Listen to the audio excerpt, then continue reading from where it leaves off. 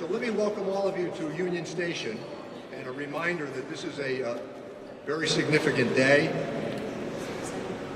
Success that we've had here at Union Station, and considering the success we've had on the north-south rail linkages and how well they've worked by all objective standards, is reinforced by the announcement we have today.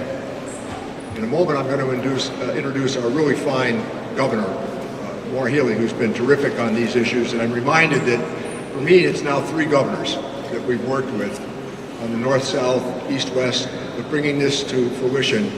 Governor Healey gets a special pat on the back, as well as her staff. But this was a partnership, and I know Secretary Monica Tibbits-Nutt is here. The MassDOT Rail and Transit Administrator has been very helpful to us. Meredith Slesinger is here. And Amtrak, the Vice President, Dennis Newman, is here. And the visit that I had with Amtrak when we traveled from South Station of Boston to Union Station in Springfield, I felt really confident because he kept taking pictures along the way and talking with us about what we all envisioned for East-West Rail. This is a huge economic boost for people who live in the Valley, linking this to the city of Worcester and onto the city of Boston, and the governor has assured me once again she's fully in support of the argument that is going to proceed with making rail available to people in the Berkshires and Pittsfield, Massachusetts as well. So this is $108 million of federal funding from the Department of Transportation.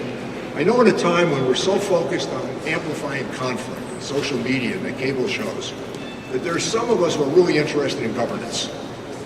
And I call attention to that largely because of the success that we had in getting Joe Biden's infrastructure bill over the goal line. And the tax credits in that came from the Ways and Means Committee. So then let's go to the Inflation Reduction Act. $412 billion of tax credits, and singularly the most important piece of climate change legislation in the history of the world. Tax credits came from the Ways and Means Committee. The CHIPS Act. All of this has happened during the last 2.5 years, and the infrastructure bill helped to reinforce additional funding for what we're witnessing here on East-West Rail. So much of my constituency over the years was centered around the city of Worcester. This district at one time went to Bellingham, and I began in Leominster, Fitchburg, and Gardner. So I have a very good understanding of what the people of Worcester, South and North, think of what they need in terms of economic opportunity. This will also relieve in time some of the housing pressures in the city of Boston, because you can live out here in a beautiful and big home for just part of the cost of what people pay in the city of Boston. So this is significant. We would not have gotten here without the assertive leadership of Governor Maura Healey. She's been terrific. I noticed she was at the Big E. Did you get enough cotton candy? Never. I mean, it's a must there. But Governor Healey's work here as an advocate, she's out here all the time. You know, when I talk to her, there's always follow-up, and that's the school that I came from, follow-up. So we're delighted that the governor's with us once again, and this is an exciting announcement in partnership with the federal government. So pleasure for me to introduce my friend, Governor Maura Healey.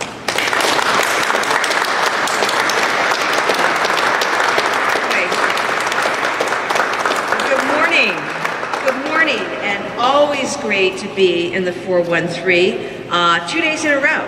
Excellent, but no maple creams this morning.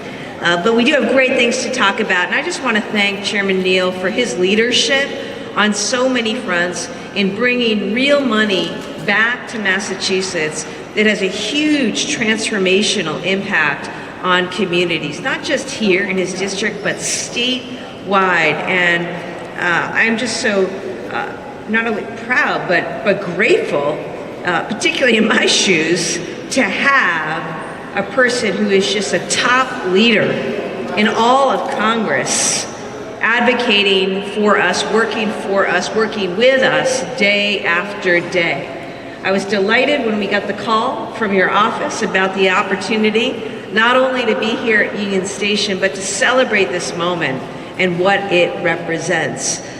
Delighted to be alongside Mayor Sarno. Great to see you, and our colleagues in government, Representative Sabadosa, Senator Oliveira, Representative Gonzalez, joined as well by members of our team. So I don't get the credit on this one. It's the folks in the administration, particularly our Department of Transportation. You'll hear from our Secretary of DOT, Monica Tibbits-Nutt, our Rail and Transit Administrator, Meredith Slesinger. Meredith in particular has been really the force behind what became the application that we're grateful that the administration chose to fund. And we also have with us today our Director of Federal Funds and Infrastructure, Quentin Palfrey. Grateful to the entire team who worked on this. And great to stand alongside Dennis Newman, our Amtrak Executive VP, of course. We also want to thank the Federal Rail Administration, CZX, the Grafton and Upton Railroad, and the MBTA for their continued partnership in our rail system. I also want to note our Rural Affairs Director, Senator, you know her as Senator Ann Goby, okay? But, you know, we stole her from the legislature. She's now working for us with a particular eye on rural affairs and economic development and growth. But given her knowledge, you know, she pays particular attention to Western and Central Massachusetts. Look, we said from day one that we were going to compete. As an administration, we were going to compete hard for every single dollar that the Biden-Harris administration has made available through the important legislation enacted by Congress under Congressman Neal's leadership and with the support of our entire federal delegation. We have outstanding representation in Congress. We put together on our end an outstanding state team, the Office of Federal Funds and Infrastructure, working with all of our agencies across state government. We brought in regional, local, and private sector partners to join in this effort, and this is about Team Massachusetts. I've said from the beginning, Team Massachusetts, we want to fire on all cylinders, and this today is an example of the kind of result we can deliver. A $108 million grant. It's going to boost the passenger rail service, of course, all across Massachusetts and across the region. I'm so excited about what this means, and you know, I just can't overstate the importance of this. Yes, access to jobs, access to housing, economic growth and development, which will go hand in hand with the important investments we've made recently through our own state budget process, investments in workforce programs, free community college, housing investments. But transportation, we know, is a critical component to unlocking growth, to unlocking talent, to unlocking opportunity. And it's super exciting what this means. I have been, from the beginning, a longtime proponent and supporter of East-West Rail. We want to fully connect our communities. This is something that we will continue to fight hard for, build the foundation and building blocks towards. This is a huge step forward today, a huge investment, and we are going to continue to make these investments in Western Massachusetts big time. So we look forward to more work, and again, I just want to thank Congressman Neal, the delegation. I want to thank my team in particular for the work they did to hustle and put together this grant application, and I am super excited about what this means. And with that, I want to introduce our Secretary of Transportation, Monica Tibbits-Nutt.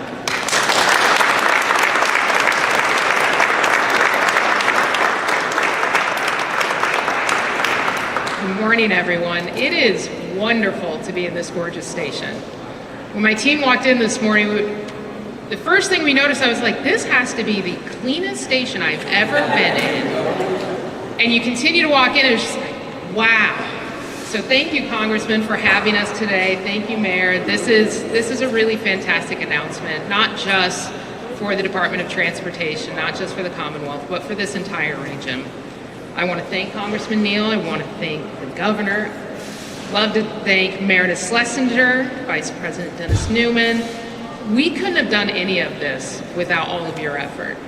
This has been going on for well over a year, putting together this application, having our delegation push so hard, having Amtrak work so closely with us. I also want to express our deep appreciation to USDOT, to the Secretary of Transportation, Pete Buttigieg, and all the officials in the Federal Administration. Boston may be the hub, But Springfield and Springfield Union Station is certainly the compass rose. Massachusetts lines stretching north, south, east, west are not just going to unlock the region for the residents of Boston, but really unlock the region for those who've moved out here, those who've been able to work out here.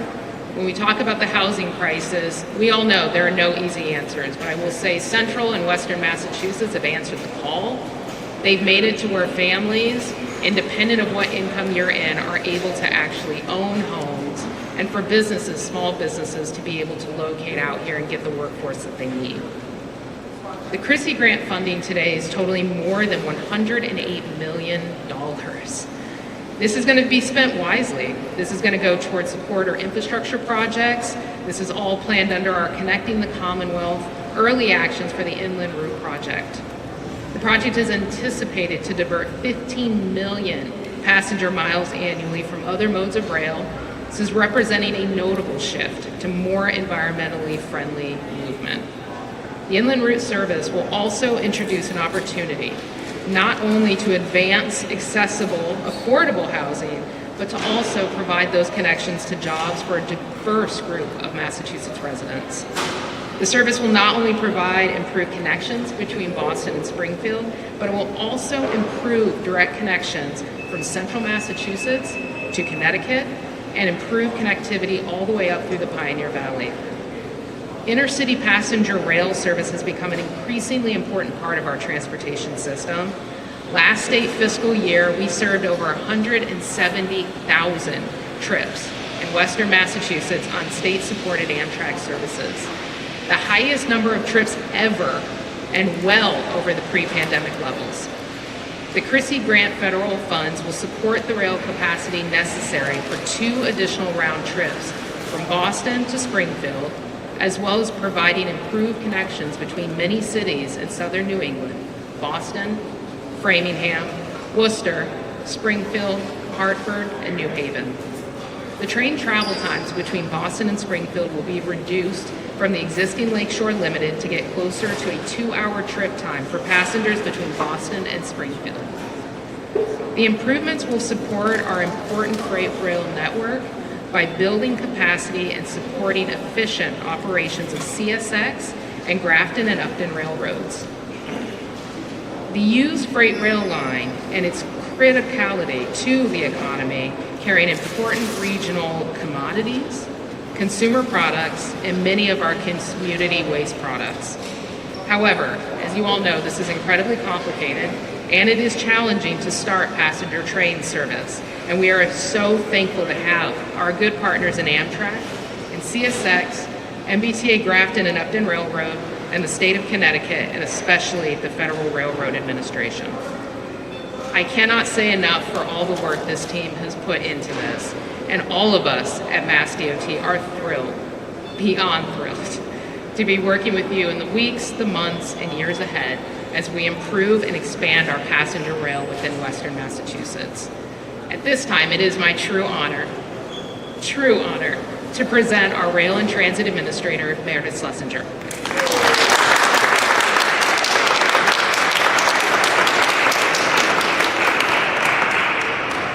Thank you, Secretary.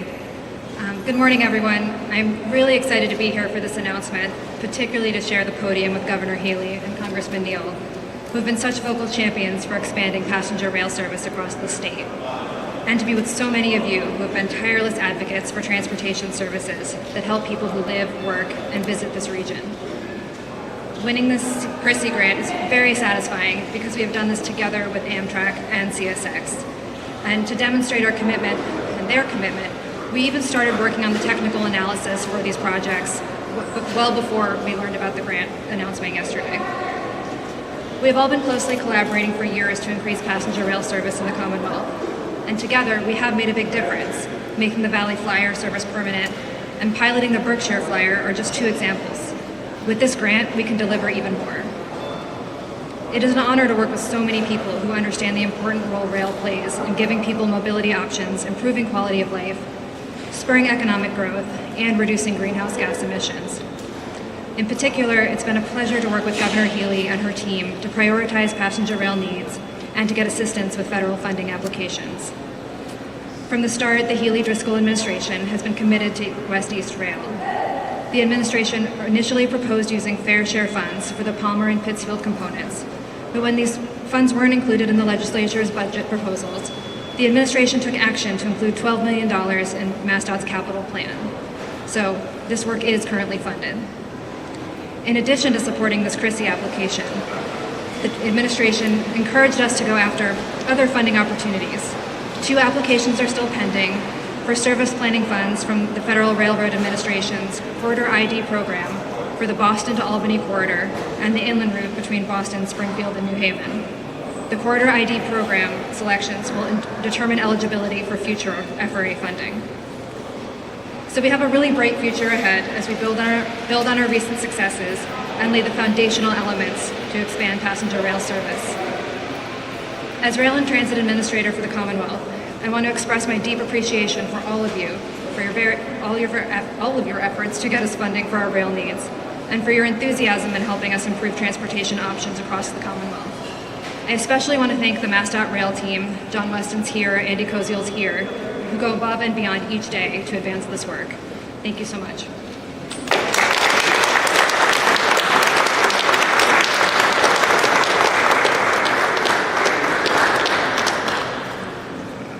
Well, good morning, everyone, and thank you, Meredith. I'm Dennis Newman from Amtrak, and it is great to be here at the beautiful Springfield Union Station.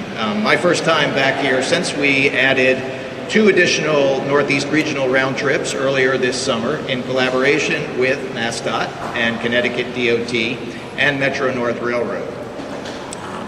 So first off, I want to start my list of thank yous. So thank you to Congressman Neal, who's been a strong and tireless champion of passenger rail over the years. Governor Healey, Acting Secretary Tibbits-Nutt, MassDOT Rail Administrator Meredith Slesinger, whom you just heard from, Mayor Sarno, the U.S. Department of Transportation, and all the other public officials who've worked so hard to bring more Amtrak service to Massachusetts. Now, at Amtrak, we're delivering a new era of passenger rail as we invest in our existing assets and plan for future growth. We're thrilled with today's grant announcement that will not only support higher speeds and prepare for more Amtrak service, but also better accommodate freight rail service in the area. This grant will allow us to restore inland route service and operate 2 additional round trips between Boston and Springfield. This is one of the first steps in delivering on the Infrastructure Investment and Jobs Act's vision of expanded and enhanced passenger rail. And this grant illustrates what is possible with significant funding for a more modern intercity rail system. We'd like to commend CSX for their engagement and collaboration on this project, and we're excited to continue to partner with them to deliver improved passenger rail service in Massachusetts. We hope that this is the first of many grant awards that will help us expand our system, create economic development and mobility opportunities for local communities, and address climate change. This is an exciting time for the Commonwealth and for Amtrak, and we look forward to continue working with everyone here to enhance and expand Amtrak service both in the Northeast, along the entire Northeast corridor, and throughout the nation. So thank you very much.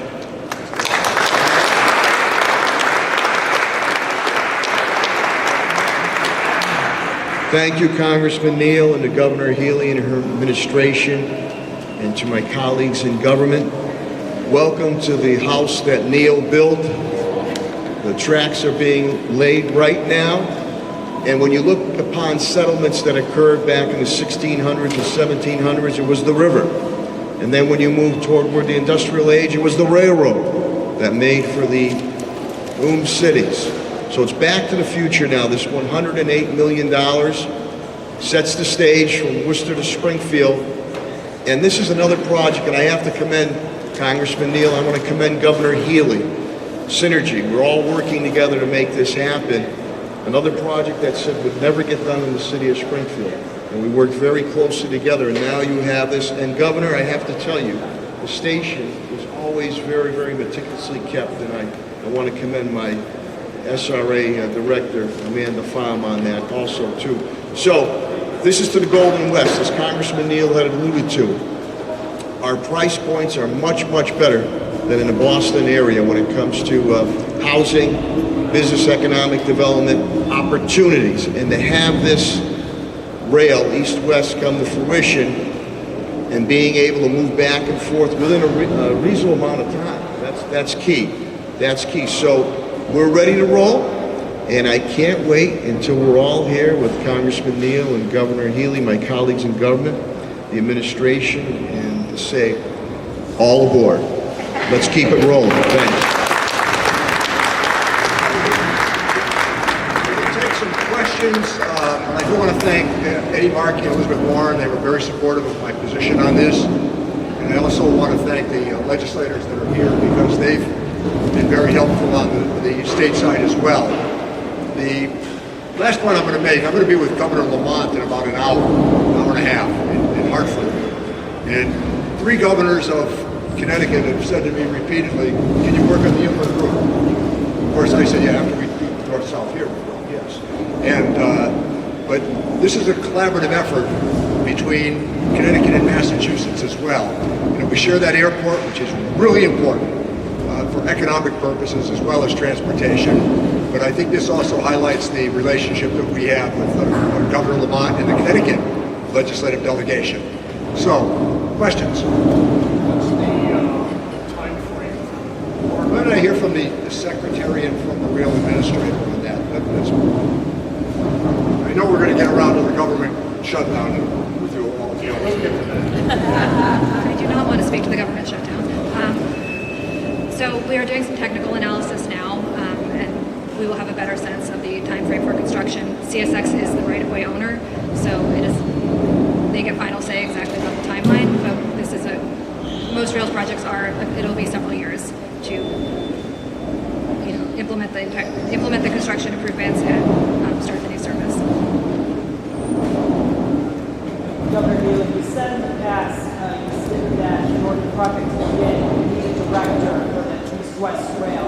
Where are you in that? Well, as you know, and again, I want to thank the legislature for their investments and for the work of our team in making sure that we have funding for stations, important stations, including Pittsfield. You know, everything is connected in this, and all of us, we're all in making these component parts match up. And it was really important to me that we have staffing. We're currently in the process of hiring that director of West East Rail in addition to staff. As you know, I sought and received $650,000 so that we are going to be very shortly all staffed up, ready to implement, ready to work with our partners on realizing what is an incredible economic opportunity for the state and the region. If the gentleman from Amtrak could describe those 2 new trains, what's the timeline on those? Would that be continuing service from the Hartford line to the east? I know that's been talked about. Yeah, in terms of the inland rail service, the additional 2 trains. So they would, these would be trains, and of course I'll defer to the MassDOT rail administrator, but they would run from Boston to Springfield and then continue down the Hartford line, and then be able to continue on to New York City. We've heard what the impact will be in terms of additional route trips and higher speeds. Can somebody, maybe from MassDOT, just talk about briefly exactly what the money will be spent on?